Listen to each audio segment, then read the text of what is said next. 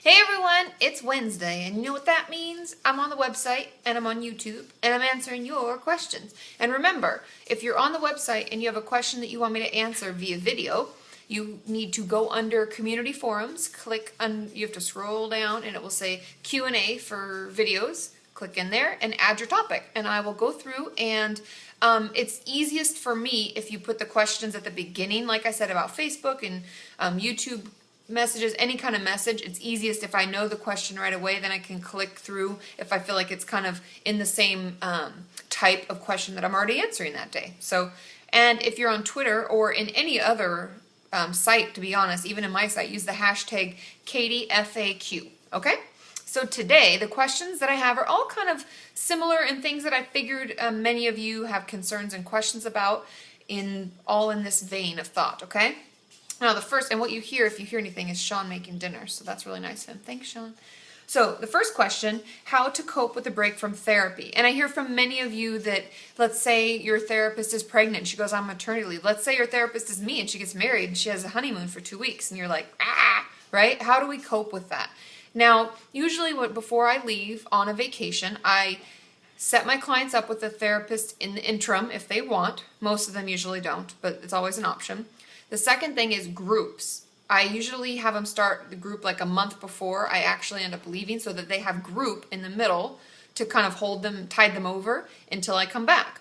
And also, I let them know of my website and stuff like that so that they can reach out to the community of people, get some support, and get their questions answered through other people's experiences, etc. So those are things that I would look into doing. Look for free groups. There's many free groups at treatment centers, at hospitals. There's AA, there's NA, there's ED Anonymous. There's a bunch of groups available out there. So if you know that you're going to have a break from therapy, I would look into those because it's another form of support, right? Also, if there's a way you can get in contact with your therapist, like I'll allow people to email me. I'll tell them that I may not get back to them, but at least can feel good just to get it out. You can ask your therapist if that's an option for the little while, and you can say, I don't expect you to answer, but it'll feel good for me to know you've read it, stuff like that. So use the tools we have. Reach out to friends for support, reach out to our community, hop online, get on my website. We have a bunch of chat rooms and forums and groups you can join so that you can, all get together and help one another, right? So I hope that's helpful. The second question, kind of in the same line of this, is does switching therapists mean that you failed? And the short answer, no. It doesn't mean that. It actually means the opposite. It means if you're not comfortable with your therapist and you decide to switch, you're taking control of your own treatment. And that's amazing. That's what we want to do, right? The worst thing we can do is to be stuck with someone that we're really not comfortable with, right? Because that's the worst. Because then we can't even tell them the truth. We can't even tell them anything. It's already hard enough to open up, right? So that doesn't mean that you failed. It actually means the opposite. So congratulations.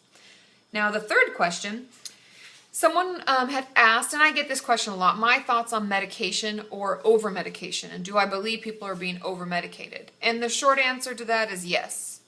It's funny because initially when I started being a therapist, I was like, medication is terrible. I would never have a client be on it. I would never advocate for it.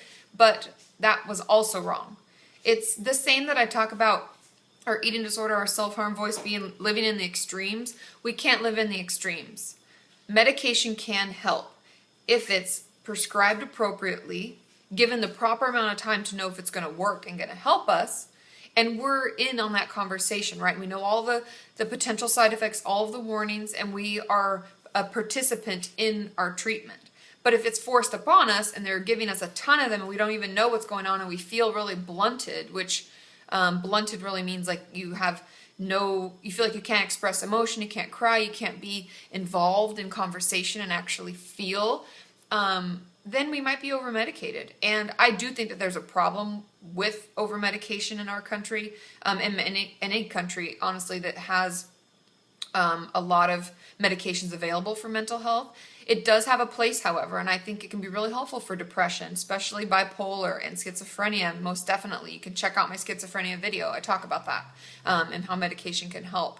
So medication definitely has a place. However, always ask questions, always make sure that you know what they're prescribing you and why they're prescribing it, and know that you can say no, okay? So those are just my thoughts, and I've kind of swung on this pendulum of well, I never went to all medications, but I had the, no, it's so bad. And now I'm like, it has its place. So yeah, that's the long answer. Okay, now the last question today is, what are groups like? What's AA, NA, eating disorder groups? What are they like? Some of us can be really scared to go to groups and we don't know what to expect. And I'll lump AA and NA together. I know they're not the same, but they have a very similar structure. First of all, they're anonymous. You only share your first name. You could even make up a name if you wanted. But you show up. You don't have to say anything. Some of the groups that I've sat in on, they'll have open meetings where I've taken some clients and I'll go with my client for the first time and I can sit in because I'm technically not a member and I'm not an alcoholic. So I'll sit in on them, and a lot of times they'll have you introduce yourself and they'll go around the room and they'll say, hey, my name is Katie and I'm an alcoholic. Hey, Katie, everybody says that. But then someone usually shares their story. It can be really motivating, really inspirational. And then we have some coffee. We come back. They have a little break, and then you come back. Other people share their stories. They might have a topic. Usually they'll talk about a step. Like today we're on step 3, and step 3 is blah, blah, blah, blah, blah, blah. And then someone will share. You raise your hand or you speak up and you share, and then you leave. And they're usually about an hour, hour and a half, depending on the groups. I'm sure many of you have different groups you attend. And leave your comments below. Let other people know what your experience is with AA and NA, because I know people can get really scared to go, but it's so amazing and so inspirational, and it can be so helpful. And you can get a sponsor. And a sponsor is someone who is like a friend, and they're there to kind of walk you through because they are ahead of you in recovery, and they can kind of guide you and sometimes give you the sight that you don't have because you're deep into your addiction. So that can be really great too. And as far as eating disorder groups, it's honestly very similar. All groups run the same kind of gamut. They'll be, the only difference is groups that, like, let's say a group I run, obviously there's a therapist that's running it. I have a topic, or maybe I'll read an excerpt from a book or a journal that I just read. I'll read it out, and then I'll just ask people for their opinions or their experiences with it. And not everybody has to talk. If no one does talk, I do call people out, and I'll be like, hey, Sally, would you share? Or Sarah, would you share? Or whoever, right?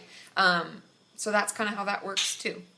So I hope that helps, and I hope that's not too scary. I know it's nerve-wracking, but they're so amazing and so helpful because just like our community, you can share in experiences with one another. So anyway, I hope those questions and answers were really helpful. Tomorrow is Thursday, and Thursday I'm on Twitter. So make sure that you ask your question using the hashtag KatieFAQ, and I will go through them and answer them. And I have an epiphany to share tomorrow. So make sure you watch my video, and it'll be at the end of the video, so you're going to have to watch it all. Okay? I love you all. I'll see you tomorrow. Bye!